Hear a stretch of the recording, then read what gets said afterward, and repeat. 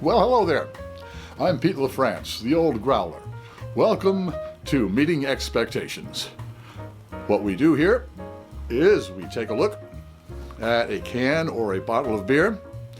We read the label, see what the brewery is trying to convince us is in there, crack it open, and see if it meets expectations. If this is your first time here, welcome. And we'd appreciate it if you clicked on the subscribe button and the bell. That way you won't miss any of our presentations, and a thumbs up is always appreciated. For those of you who have been here before, here we go. Today, from Bell's Brewing Company, their official Hazy IPA. Their Hazy IPA. All right. A Hazy India Pale Ale. And on the side here, it tells me that it is brewed and canned by Bell's Brewery Incorporated, Comstock, Minnesota. According to the Surgeon General, if I'm driving a truck or if I'm pregnant, I shouldn't drink this. I don't have to worry about either one. It also tells me that it is 6.4% alcohol by volume. Shelf life of 6 months.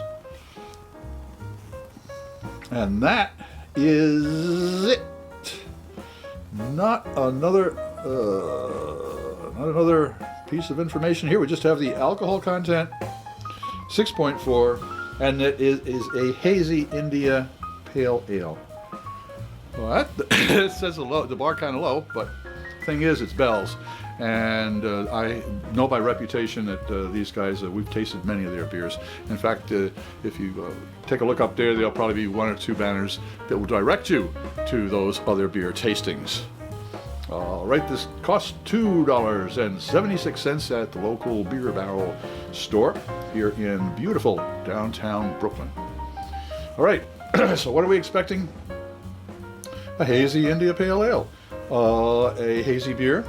Probably, hopefully, kind of a dark amber color, not too opaque, and an India Pale Ale, which means it is an ale that has a little bit more hops to it than malt, and probably a little bit more alcohol content. And as we do have that to go on, we do have the alcohol content of 6.4%. So that's not the highest as far as an India Pale Ale. Also, I'm interested in the hops. India Pale Ales would normally have, say, Kent Goldings or one of those other British-style hops. These have an American hop, I'm sure, so it'll be interesting to see what the hops are in here. All right, let's crack this open and see if it can meet all of those expectations. By the way, if you're new here, we have a different kind of tasting system. Master Sommelier Fred Dex explains it to you. Instead of sight, sniff, and sip, we do a sight, sip, and then sniff. Sometimes the nose steals some of the impressions. We always use the same type of glass as well. That way you can always have all the beers have an equal footing as far as being able to see what they look like and what they smell like. All right, let's crack this open and see if it meets it. Well, okay, it's cloudy. We got that going for it. Got a nice head to it. Okay, there we go. Nice and cloudy. Another thing we like to do here is always take the temperature of the beer, because ales should be served about 50 degrees, sometimes a little more, and lagers around, say, 40 degrees, maybe a little bit less. This being a nice ale, we've got it up to 52 degrees. So it's been out of the fridge for a bit, which means that it probably is at the optimum temperature. Well, let's find out if it is. Cheers.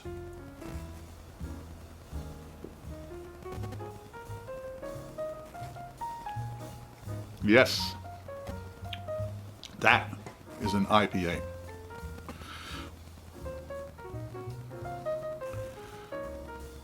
It has a very metallic tang to it, not quite citric, but certainly a nice tang, a nice zip. And it sits on top of a nice toasty malt, toasty bread malt.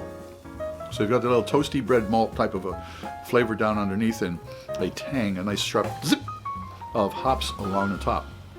See what the aromatics tell us. Wow, that's funky. That's almost farmhouse funky. So you see, the nose would have betrayed me. To start out with, I would start looking for some funk in there. Now let's see if we can find it.